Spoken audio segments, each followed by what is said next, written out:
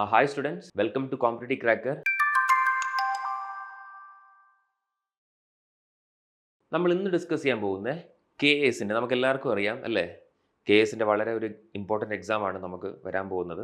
അതിൽ ഒരു ഇമ്പോർട്ടൻ്റ് ടോപ്പിക്കിൻ്റെ കുറച്ച് ക്വസ്റ്റ്യൻസ് അതെങ്ങനെ പഠിക്കാം. അപ്പോൾ നമുക്കറിയാം വളരെ ഇമ്പോർട്ടൻ്റ് ടോപ്പിക്കാണ് സയൻസ് ആൻഡ് ടെക്നോളജി അല്ലേ? അതിൽ കറണ്ട് അഫെയർസ് ബേസ്ഡ് ക്വസ്റ്റ്യൻസ് എങ്ങനെ വരാം. ഇപ്പോൾ നമ്മൾ ന്യൂസ് പേപ്പർ വായിക്കുമ്പോൾ അല്ലെങ്കിൽ ബേസിക് സയൻസ് ആൻഡ് ടെക് അത് റിലേറ്റഡ് എങ്ങനെയൊക്കെ ക്വസ്റ്റ്യൻസ് വരാൻ ചാൻസ് ഉണ്ട്, അതാണ് നമ്മൾ ഈ വീഡിയോയിൽ ഇന്ന് ഡിസ്കസ് ചെയ്യാൻ പോകുന്നത്. അപ്പോൾ ഓൾറെഡി എനിക്കറിയാം നിങ്ങൾ നന്നായിട്ട് പഠിക്കുന്നുണ്ടായിരിക്കും. ഓരോ സബ്ജക്റ്റ് ഡീറ്റെയിൽ ആയിട്ട് പഠിക്കണം, പ്ലസ് അതിൻ്റെ കറണ്ട് അഫെയർസ് ബേസ്ഡും ക്വസ്റ്റ്യൻസ് എങ്ങനെ വരാം. അപ്പോൾ നമുക്ക് നോക്കാം. അപ്പോൾ ടോപ്പിക്കിൻ്റെ പേരെന്താ? Science and technology. ക്ലിയർ? അതിൽ C the first one. Science and ടെക്നോളജിയിൽ ചില സമയത്ത് ഇങ്ങനത്തെ ഒരു സ്റ്റേറ്റ്മെൻറ്റ് കാണാം നമുക്ക്. സ്റ്റേറ്റ്മെൻറ്റ് പേരെന്താ? ഇന്റർ കോണ്ടിനെൻ്റൽ ബാലിസ്റ്റിക് മിസൈൽസ് അല്ലെങ്കിൽ ICBM മിസൈൽ എന്നൊക്കെ പറയും. ഇതെവിടെയൊക്കെ കേൾക്കാമെന്ന് ചോദിച്ചാൽ കറണ്ട് അഫെയർസിൽ ചിലപ്പോൾ നിങ്ങൾ കേൾക്കും മിഷൻ ദിവ്യാസ്ത്ര എന്ന് പറഞ്ഞിട്ട്. മിഷൻ ദിവ്യാസ്ത്ര ഇതൊക്കെ നോക്കണേ നിങ്ങൾ. ഇതൊക്കെ എങ്ങനെയാണ് പരീക്ഷയ്ക്ക് ചോദിക്കാൻ പോകുന്നത്. ചില സമയത്ത് ഇങ്ങനെ കേൾക്കാം MIRV ടെക്നോളജി. MIRV ടെക്നോളജി എന്താണ് മിഷൻ ദിവ്യാസ്ത്ര? അതാരാണ് ടെസ്റ്റ് ഫയർ ചെയ്ത്? DRDO. അവസാനം ചിലപ്പോൾ ഇങ്ങനത്തെ ചില സാധനങ്ങളൊക്കെ വരും. അതാണ് ICBM മിസൈൽസ്. അപ്പോൾ എങ്ങനെയാണ് ഈ ടോപ്പിക്സ് ഒക്കെ മെർജ് ചെയ്തിട്ട് ഇവിടുന്ന് എങ്ങനെയൊക്കെയാണ് ക്വസ്റ്റ്യൻസ് ചോദിക്കാൻ ചാൻസ് ഉള്ളത്, അതാണ് നമ്മളിപ്പോൾ ഡിസ്കസ് ചെയ്യാൻ പോകുന്നത്. അപ്പോൾ ഇന്റർ കോണ്ടിനെൻ്റൽ ബാലിസ്റ്റിക് മിസൈൽസ് എന്നും കാണുമ്പോൾ നമ്മൾ ഓർക്കണം ഏതൊക്കെ ടൈപ്പ് ഓഫ് മിസൈൽ ഇതിനകത്ത് വരാൻ ചാൻസ് ഉണ്ട്. അപ്പോൾ നമുക്ക് കുറച്ച് സ്റ്റേറ്റ്മെൻറ്റ് നോക്കാം. Consider which all statements are correct regarding intercontinental ballistic missiles. ICBMs are missiles with a range of more than 5,500 km designed to deliver nuclear warheads. ഇതാണ് ഫസ്റ്റ് സ്റ്റേറ്റ്മെൻറ്റ്. അപ്പോൾ intercontinental ballistic missile എന്ന് പറയുമ്പോൾ it can travel from one continent to another continent. അത് basic ആയിട്ട് നമുക്ക് ചിന്തിക്കാം അല്ലേ? ആയിക്കോട്ടെ. അതിൻ്റെ റേഞ്ച് എത്രയാണെന്ന് പറയുന്നത്? എബോവ് 5,000 കിലോമീറ്റർ ആണ് റേഞ്ച് എന്ന് പറയുന്നത്. അപ്പോൾ ഫസ്റ്റ് സ്റ്റേറ്റ്മെൻറ്റ് ശരിയാണോ തെറ്റാണോ regarding intercontinental ballistic missile എന്ന് ചോദിച്ചാൽ ഫസ്റ്റ് സ്റ്റേറ്റ്മെൻറ്റ് ശരിയാണ്. അപ്പോൾ ICBMs are missiles with a range of over 5,500 kilometre design to deliver nuclear warheads. Clear അല്ലേ? അടുത്ത നോക്കിയേ. They are possessed by several countries like US, Russia, China, India and others. അപ്പോൾ ഇത് കുറേ കൺട്രീസിൻ്റെ കയ്യിലുണ്ട്. അപ്പോൾ കുറച്ച് കൺട്രീസിൻ്റെ പേരാ തന്നിരിക്കുന്നത്. നോക്കി, US, Russia, China, India and others. അപ്പോൾ ഈ സ്റ്റേറ്റ്മെൻറ്റ് ശരിയാണോ തെറ്റാണോ അങ്ങനെയും ചോദിക്കാം. ഇതും ശരിയാണ്. അപ്പോൾ ഇന്ത്യയുടെ കയ്യിൽ ഒരു ഇന്റർ കോണ്ടിനെൻ്റൽ ബാലിസ്റ്റിക് മിസൈൽ ഉണ്ടെന്നാണ് ഈ സ്റ്റേറ്റ്മെൻറ്റ് കൊണ്ട് മനസ്സിലാവുന്നത്. ശരിയല്ലേ? അപ്പോൾ നോക്കി, Agni-4 is N Inter continental ballistic missile. ആ സ്റ്റേറ്റ്മെൻറ്റ് ശരിയാണോ തെറ്റാണോ? അതാണ് അടുത്ത ചോദ്യം. Agni-4 അത് എന്ത് മിസൈലാണ്? അതൊരു ഇന്റർ കോണ്ടിനെൻ്റൽ ബാലിസ്റ്റിക് മിസൈൽ ആണെന്നാണ് ഇവിടെ പറഞ്ഞിരിക്കുന്നത്. ആ സ്റ്റേറ്റ്മെൻറ്റ് ശരിയാണോ? അത് തെറ്റാണ്. കണ്ടോ?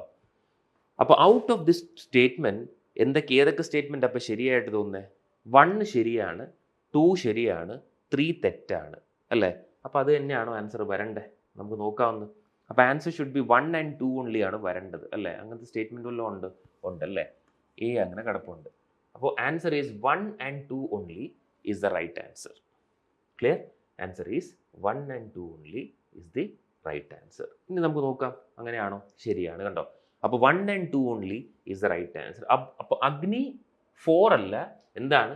Agni-5 ആണ് ഇന്റർ കോണ്ടിനെൻ്റൽ ബാലിസ്റ്റിക് മിസൈൽ. അപ്പോൾ നമ്മൾ നോർമലി പറയുമ്പോൾ നോക്കിയേ, Agni-1, then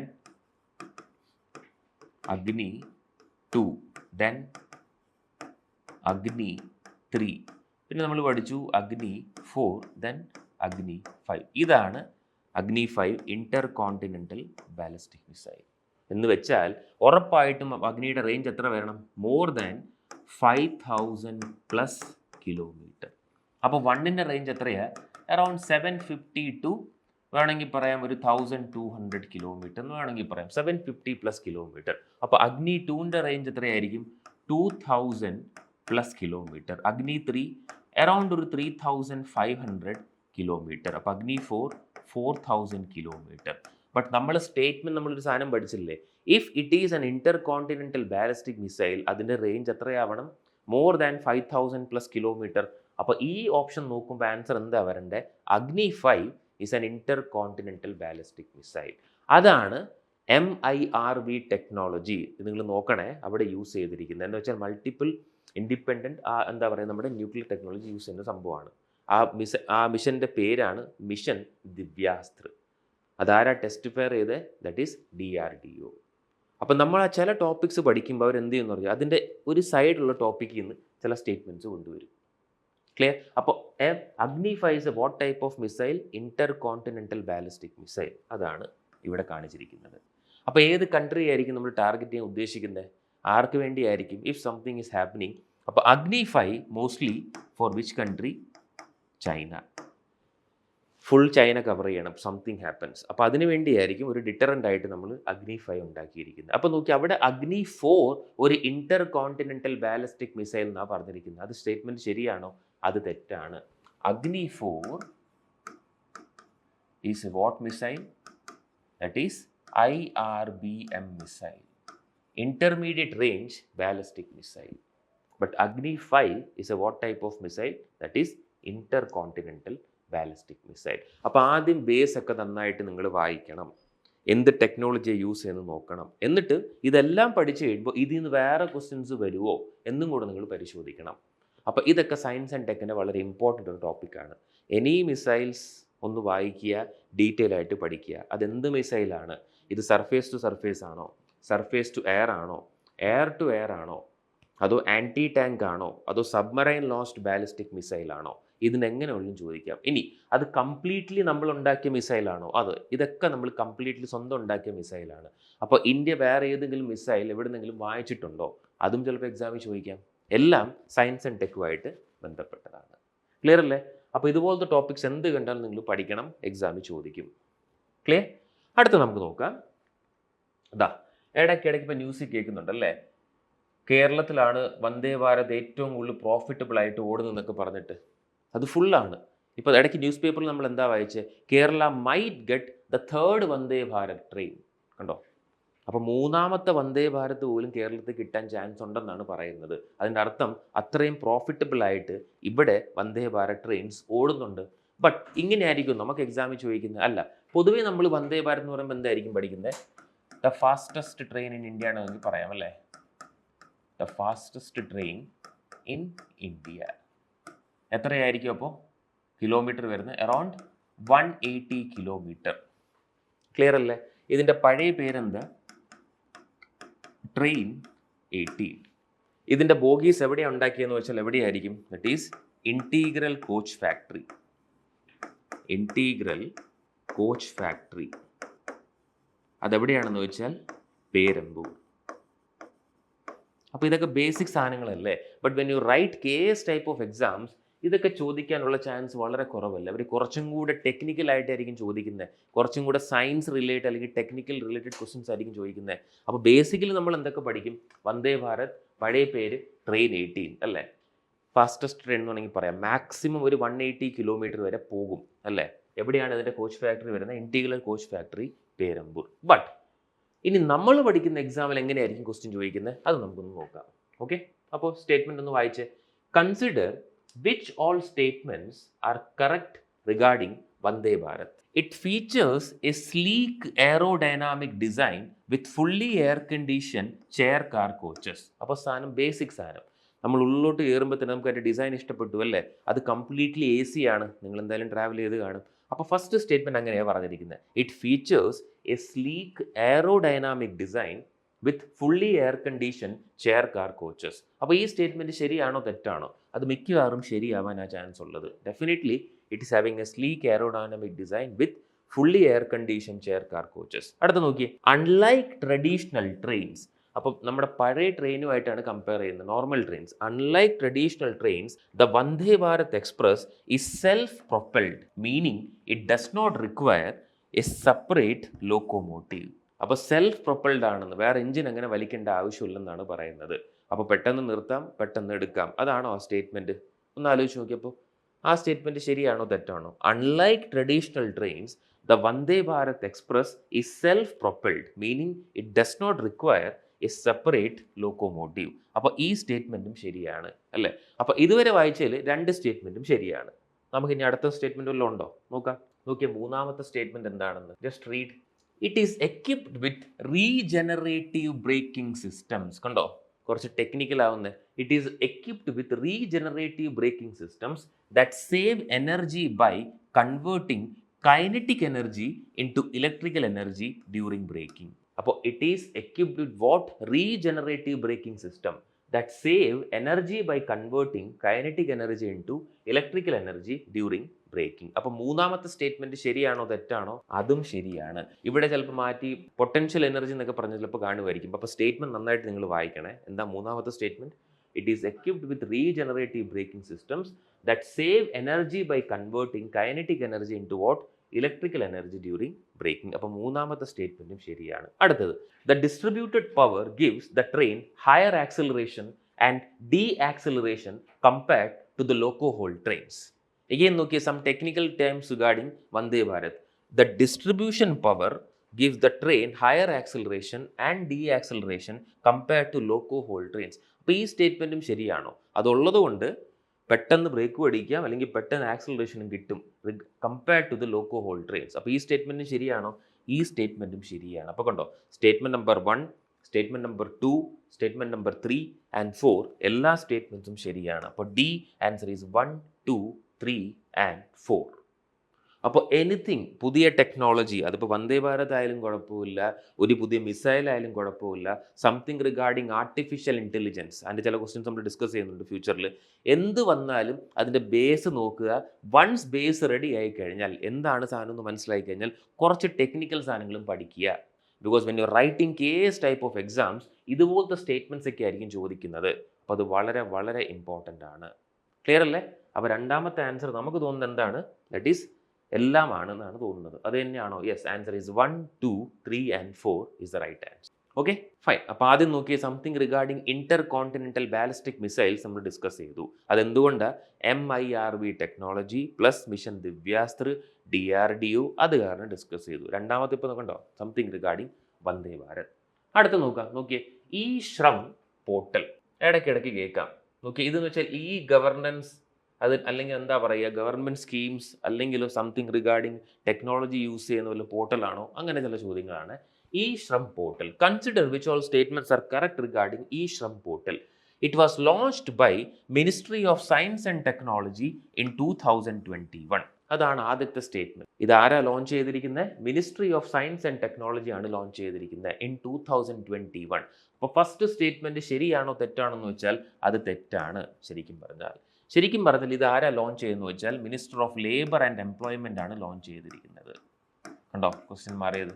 അപ്പോൾ ഈ ശ്രം പോർട്ടൽ അല്ലെങ്കിൽ ഏതെങ്കിലും ഒരു പോർട്ടൽ നാളെ എക്സാമിലോ അല്ലെങ്കിൽ ന്യൂസ് പേപ്പറിലോ കാണുമ്പോൾ നിങ്ങൾ നോക്കണേ, വെൻ വാസ് ഇറ്റ് ലോഞ്ച്, ഏത് ഡിപ്പാർട്ട്മെന്റ് ആണ് അല്ലെങ്കിൽ ഏത് മിനിസ്ട്രി ആണ് ഇത് ലോഞ്ച് ചെയ്തിരിക്കുന്നത്, അതാണ് basic.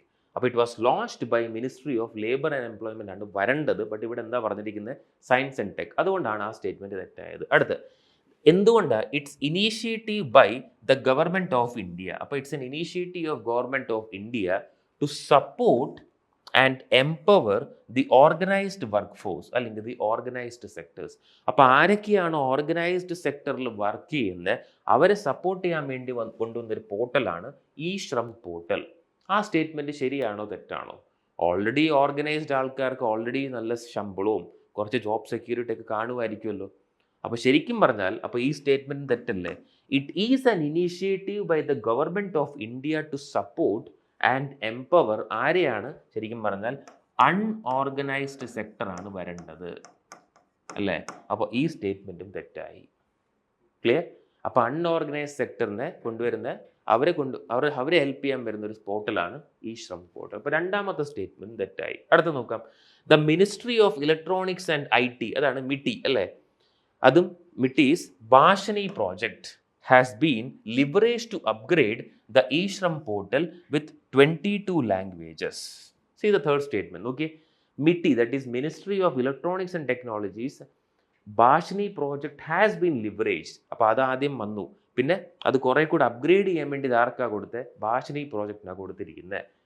Upgrade the eShram portal with how many languages 22 languages. ഈ സ്റ്റേറ്റ്മെൻറ്റ് ശരിയാണോ തെറ്റാണോ? നിങ്ങൾക്ക് എന്താ തോന്നുന്നത്?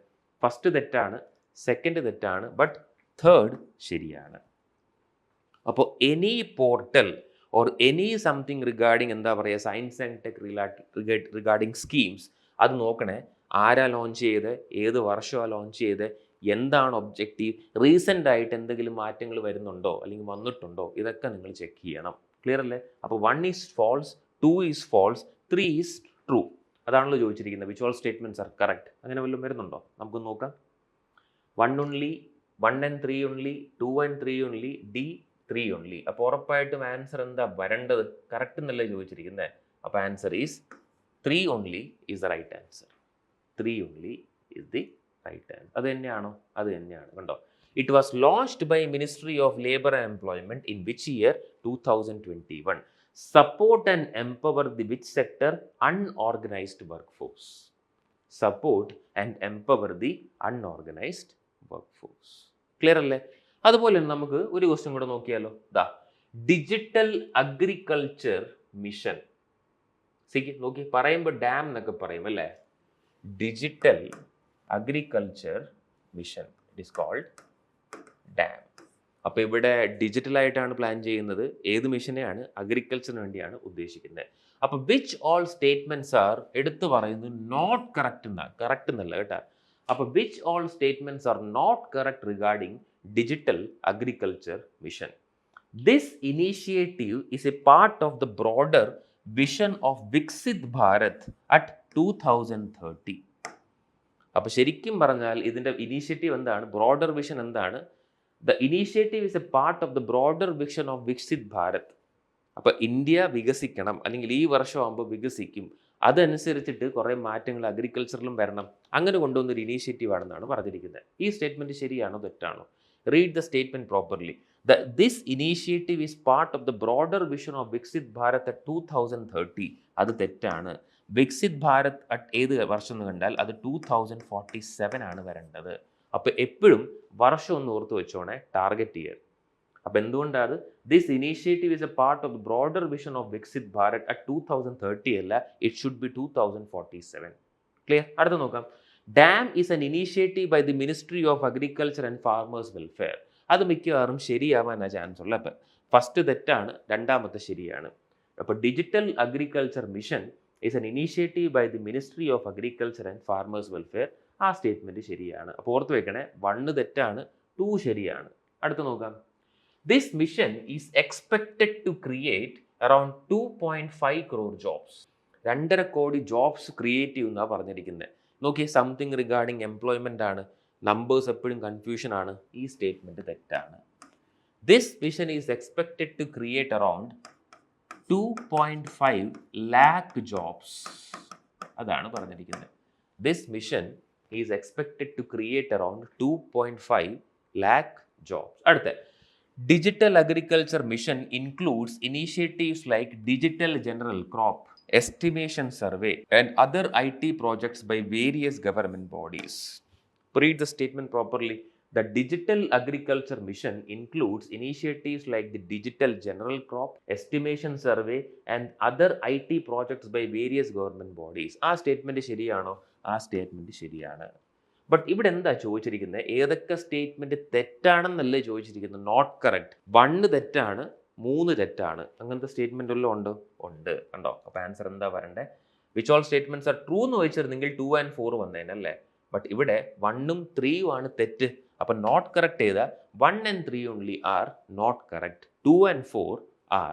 അപ്പോൾ ആദ്യത്തെ ക്വസ്റ്റ്യൻ നോക്കണം, ഏതൊക്കെ ശരിയാണ് അല്ലെങ്കിൽ ഏതൊക്കെ തെറ്റാണ്, അങ്ങനെയും ചോദിക്കാം. അപ്പോൾ എന്താണ് നോക്കട്ടെ. Answer is 1 and 3 only. അതാണ്. The initiative is a part of the broader vision of Viksit Bharat at 2047. കണ്ടോ? അടുത്തത്, the mission is expected to create around how many lakh jobs? 2.5 lakh jobs. When you are writing mains അല്ലെങ്കിൽ കുറേ കൂടെ എന്താ പറയുക, degree അല്ലെങ്കിൽ civil service type of examination, ഇതൊക്കെ ഒന്ന് ഇമ്പോർട്ടൻ്റ് ആണ്. അവർ മാറ്റി പറയും. സെൻറ്റൻസ് പോലും ഓർഗനൈസ്ഡ് മാറ്റി അൺഓർഗനൈസ്ഡ് ആക്കും. അപ്പോൾ എപ്പോഴും ഇതുപോലത്തെ ഒരു സ്റ്റേറ്റ്മെൻറ്റ്സ് വരുമ്പോൾ റീഡ് ദ സെൻറ്റൻസ് പ്രോപ്പർലി. നന്നായിട്ട് ഇത് വായിക്കണം, മനസ്സിലാക്കണം. അതിനകത്ത് എന്തെങ്കിലും ഒളിഞ്ഞു കിടപ്പുണ്ടോ, ചില ഇഷ്യൂസ് വരുന്നുണ്ടോ. അപ്പോൾ വായന കുറച്ചും കൂടെ ഡെപ്തായിട്ട് മനസ്സിലാക്കി നിങ്ങൾ വായിക്കണം. പ്രത്യേകിച്ച് വർഷങ്ങൾ, എത്ര ലക്ഷം ജോലി കിട്ടും, ആ ഫണ്ടിങ് പാറ്റേൺ എങ്ങനെയാണ്, ഇതൊക്കെ എക്സാമിൽ സ്ഥിരം ചോദിക്കുന്നതാണ്. ബട്ട് എല്ലാം റിലേറ്റഡ് എന്തായി കണ്ടോ, പഠിച്ച ടോപ്പിക് സയൻസ് ആൻഡ് ടെക് ആണ്. സംതിങ് റിഗാർഡിങ് ISRO അല്ലെങ്കിൽ DRDO ചോദിക്കാം, അതെങ്ങനെയുള്ളൂ ചോദിക്കാം. കണ്ടോ അടുത്തത് കണ്ടോ, വന്ദേ ഭാരത് ഡിമാൻഡ് കൂടി വരുന്നു, അതിൻ്റെ ടെക്നിക്കൽ ആസ്പെക്ട് ചോദിക്കാം. സം പോർട്ടൽസ് ചോദിക്കാം, വളരെ ഇമ്പോർട്ടൻ്റ് ആണ്. പിന്നെ കണ്ടോ സംതിങ് റിഗാർഡിങ് അഗ്രികൾച്ചർ ആണ്. But according to our vision of a Viksit Bharat by 2047 അതിലും മാറ്റങ്ങൾ കൊണ്ടുവരണം. അപ്പോൾ അത് ഡിജിറ്റൽ അഗ്രികൾച്ചർ മിഷൻ രീതിയിലും ചോദിക്കാം.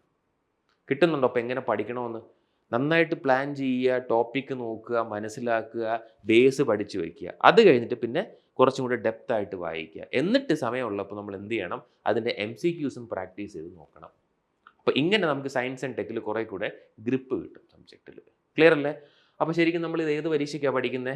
KSനാണ് അല്ലേ? നോക്കി, അപ്പോൾ നമ്മൾ വെറും പ്രിലിംസിന് വേണ്ടിയുള്ള ബാച്ച് സ്റ്റാർട്ട് ചെയ്തിട്ടുണ്ട്. നോക്കി, syllabus analysis, topic discussion, previous year questions, mock test, elimination വളരെ ഇമ്പോർട്ടൻ്റ് ആണ്. ചിലത് ഇപ്പോൾ 4 ഓപ്ഷൻ ഉണ്ടെങ്കിൽ അതിൽ 2 ഓപ്ഷനൊക്കെ നമുക്ക് എലിമിനേറ്റ് ചെയ്ത് കട്ട് ചെയ്യാൻ പറ്റും, കുറേ കൂടെ വായിച്ച് നമുക്ക് മനസ്സിലാക്കുകയാണെങ്കിൽ. അപ്പോൾ പുതിയ ബാച്ച് സ്റ്റാർട്ട് ചെയ്തിട്ടുണ്ട്. ആ ഫീച്ചേഴ്സാണ് നമ്മൾ കാണിച്ചിരിക്കുന്നത്. സിലബസ് ഓറിയൻറ്റഡ് ആണ്. അതിനകത്ത് NCERT, SCERT ബേസ്ഡ് ക്വസ്റ്റ്യൻസ് വരും. പിന്നെ ക്രിട്ടിക്കലി ഇമ്പോർട്ടൻറ്റ് ക്വസ്റ്റ്യൻസ് ഉണ്ട്. ക്രിട്ടിക്കൽ അനാലിസിസ് എന്ന് പറഞ്ഞ ചില ചോദ്യങ്ങളുണ്ട്, വളരെ ഇമ്പോർട്ടൻ്റ് ആണ്. അതൊക്കെ നമ്മൾ ഇവിടെ ഡിസ്കസ് ചെയ്യുന്നുണ്ട്. ക്ലിയർ അല്ലേ? അപ്പോൾ ഡു ജോയിൻ, പഠിക്കുക, കുറേ കൂടെ നന്നായിട്ട് വായിക്കുക സംഭവം. എനി ഡൗട്ട്സ് ഈ നമ്പറിലോട്ട് കോൺടാക്ട്. ഓക്കെ, അപ്പോൾ വീണ്ടും ഇതുപോലത്തെ വീഡിയോസുമായിട്ട് നമുക്ക് വീണ്ടും കാണാം.